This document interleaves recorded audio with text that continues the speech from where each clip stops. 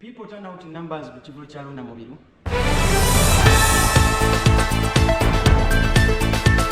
Banna Mawulire bakakyere bagobeddwa ne bakoma ku mulyango batasobola yingira kivulu nga tebalina ssente ziyingira. Banna Mawulire bonna bano bali bweru be bakuuma omulyango balinga bayaaye bakatundu bonna babaganye bakonkomadde. Mama Fina amansijja amajja era asensero n'awa Haruna Mubiru miliyoni 10 ku state ezakagwirawo.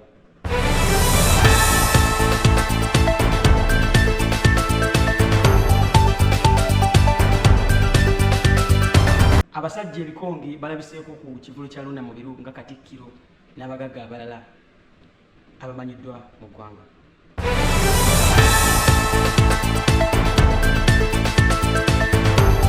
Yes, mugamba mutabe kumira ku Eye Uganda amawulire makabu.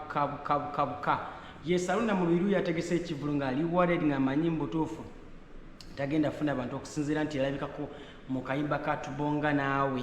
Era abasinga abayimbi abaliyoko Ronald Mayinja badde bazze bafuna obuzibu musically n'ebirala ebintu bwe bityo. Kirabiseeko leero nti Haruna Mubiru abadde ne show era asibyagiranga abadde akozesa abayimbi nga Alien Skin omulangirako era abaana bafangon babaddeyo. Ekivulu kibadde kya bbeeyi era abantu bangi nnyo bakittanidde ekiraze nti Bannayuganda balina ssente bakaaba bukaabi. Bantu bangi batandinze app era shebadde y'amaanyi nnyo kubanga Haruna Mubiru ajuza zigenza owera ssaawa 12 nga Haruna Mubiru takyalina kyayagala okusinziira ku show. Ti abantu bangi bazze ekivulu ne kiba nga kitambulira ddala bukwakku era nga kiba kitambulira ddala bulungi nnyo. Bingi nnyo bibadde mu kivulu kya Haruna Mubiru nga bwe tujja okudisikasinga. Yes, tujja sooka n'abantu abazze mu kivulu nti Haruna Mubiru akoze bulungi nnyo ekivulu ekibanga kijjulira ddala abantu bangi banga bamulaga support. Olwo mukusajja okutwala Bannayuganda mwena basobole okubanga mutaninga app ne musupportinga Haruna Mubiru. Musajja muyimbi. Uganda oba olina music omulungi teweeraliikirira abantu simanyi olidde ki simanyi onywedde. Just keep doing the good music abantu bajja turning up. Haruna Mubiru tumanyi nga abayimbi abasinga okuba talented era abayimbi abasinga okuba abakabi mu band music. Enyimba zalina zijja beerawo for long time. People have been singing with him era abantu banyumiddwa nnyo show ye nti abadde energetic, abadde nga akiteekamu love, abadde nga ayagala kyakola nga bwemumanyi Haruna Mubiru. Ayimbye ennyimba ezimu ku zisinga okuba nga zinyumira abantu siba mukwana yeggwe ekitooke kifansalira n'ennyimba endala. Ate ze ennyimba zakubye ze zikyamudde madamu bagwe tumanyi nga Mama Fina nabanga akyamukanyira nnyo ku stage n'ate nabanga ajja n'anyenyanyenya ku mubiri bwakibuka bwadde eno bwakoonako Haruna kwegamba ne kibanga kitabuka butabusi nga n'alunga bwayongera n'akola ki n'apikamu. Bw'oba olina good music bantu bannyo baba of course baba bajja kusupporting. Of course Mama Fina alinye stage na lot of excitement nabanga afuuwa Haruna Mubiru sente bwe kimususseeko n'amwera ddala amajjana agali serious okwotwogera nga lugamba amuwadde sente ziri wakati wa miliyoni 10 ng'azimufuye bufuyi ku stages. Tetumanyi oba ziba za manager oba za mutegesi oba zaani naye nga zonna bye bazimuwadde asonzise busonzisi mu nsawo. Yes, ekivulu kye kibaddeko abasajja nga Alien Skin tumumanyi nga mukwano gwa Haruna Mubiru nnyo kamala era Alien Skin ayimbi azze n'ayimba ne bayimba akayimba babiri akayimba ka Haruna Mubiru. Alien Skin ajje nabanga akusoboka gegenyaako ndoza aleka abadde abeerewo mu rehearsals ayimbye n'ayimba abantu ne basanyuka. Of course Fangon Forest nga omumanyi nti bantu ba Haruna Mubiru bantu ba Hajji babaddewo nga basanyufu nnyo era Alien Skin bannyo ku stage ne audience ne banga ateekyamuka bulungi nnyo okubanga bongera okukola ki okufuna vibe eyakabi era ne babanga basanyuse nnyo okubanga balaba ddiwo y'okubanga serial ya Alien Skin atagezaako yimba love songs okubanga ayongera okubawa abantu vibe era ekibanga kitambulira nnyo bulungi nnyo nyine ddala. Yes, nga tuvuddeko awo Alien Skin tumulabyeko nga akkirira wansi ayitiddwa Katikkiro ne babako ebigambo bye boogera mabubadde butya mubale kuyisaamu bana bafull soldier gaali tetukitegedde naye nga alabiseeko nga yeebaza Katikkiro amwebaza okubanga yes ali bold musically alina fan base fina twalabye bwe yakoze wano recent yabadde ne Fangon Independence Day abantu bangi bataniza up in numbers abantu bwe yabadde na Alien Skin waka abayimbi baba politician abamu tebasobola bakunganya mpozi nga basasudde sente naye abaana bazza ate nga bebalese n'ebintu Alien Skin kufango independence nga bwe yagiyise. So it was a massive turn up. Yani tulabako abayimbi nga Ronald Mayinja bagiye blessings ne babeerayo. Yes, okubaza ku kivulu kizeemu abagagga nga Kirumira n'abasajja abalala balina amannya ag'amaanyi mu ggwanga, abasajja balina ku ssente balabiseeko wali kubanga bajja okubeera mu kivulu ky'omusajja Hajji Haruna Mubiru. Kitegeeza Haruna Mubiru, yes, ali so much loved era music gwalina mulungi kuba abasajja ng'abo basitulira. Tubaleko kati omusajja nga Kirumira abadde olabika mu bivulu naye bwewuunya alabiseeko mu kivulu kyani kya Haruna Mubiru, which was a blessing, which was a good thing, which was a good turn up. Okitegeera so ebintu ng'ebyo tubiraba mu batumanya omboyo omuntu kati oyo alina waaka, oyo alina ali blessed era omusajja ali hard working. Abasajja nga Katikkiro bajja mu kivulu ky'omanya olina level gy'oliko ey'amaanyi mu ggwanga kuba abasajja abo balina bali presentinga Katikkiro fena kimanya representinga Buganda balabiseeko kabaka abakoze eki mu nfomo ali bw'otunulira omusajja nga Kirumira wabazze ku show ekitegeeza bagagga kwagalana we bali era kyemmanyi backstage bambeera yonna alina oteekawo embeera. Haruna Mubiru alina okkirira wansi abo alina okkirira wansi abo n'abasolooza bonna timu luseke kiba kigenda bugenziwa mu maaso. Opozi n'ekirala omukyala Mulini Nantume akubye abantu omuziki kimama kirungi nnyo ekikazi kitalina buzibu na buli muntu yenna kibaddewo ne kikuba abantu omuziki ne bagamba mu butuufu.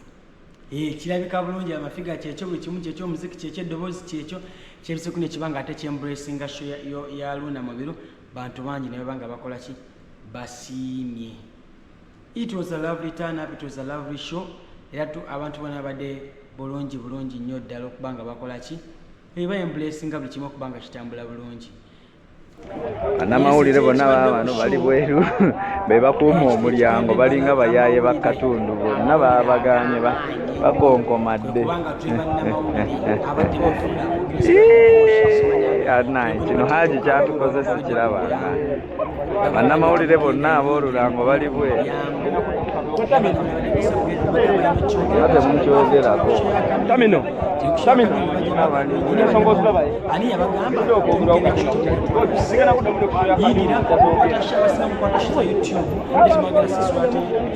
n'amadibooshi baabo babaganye bakitebyakyogeraku mu guruupu. Basajja baabo bonna bali bweru.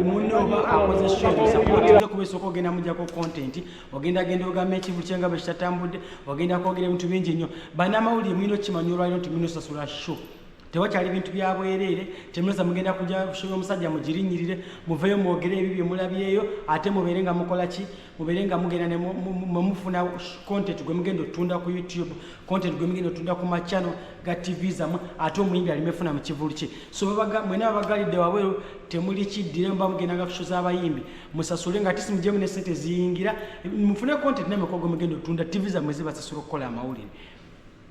Beera official sponsor batole official sponsor koma ku mulyango. Abamawulire bannamawulire ab'amaanyi bayingira kitegeeza gwe baba kwatidde ku mulyango no complaining leka mu kamera ngo okaaba okyali munnamawulire wa kisiru. TV eziri serious zakoledde bannamawulire bazo olukwe ne babanga bayingira. Tesobola kukwata bannamawulire mubadde bannamawulire nga 9 muli bangi ko mwagala kujjuza hafu yaki ya Serena mwena mujjula omwo. Serena is a corporate place. Omuntu yenna solo ayita ku mulyango you have to at least pay, have a ticket.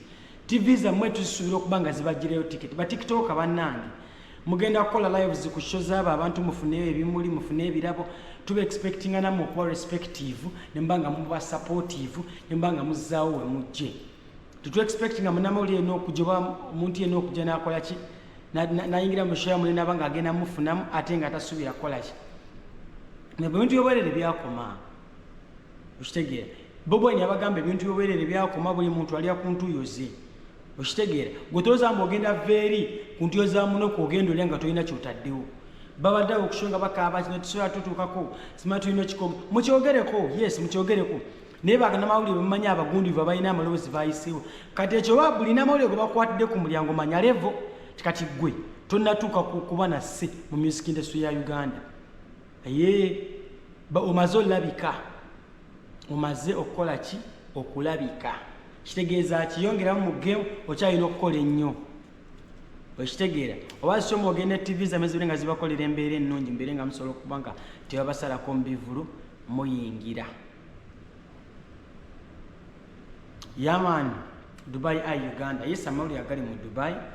Maddox aba asobodde okuba nga leero wenjogerera ayingidde mu Dubai era nga alina performance ye tomorrow night. Mwenda Bannayuganda mutandike app musupporting. Tujja beebaza nnyo nga bw'okiwulira.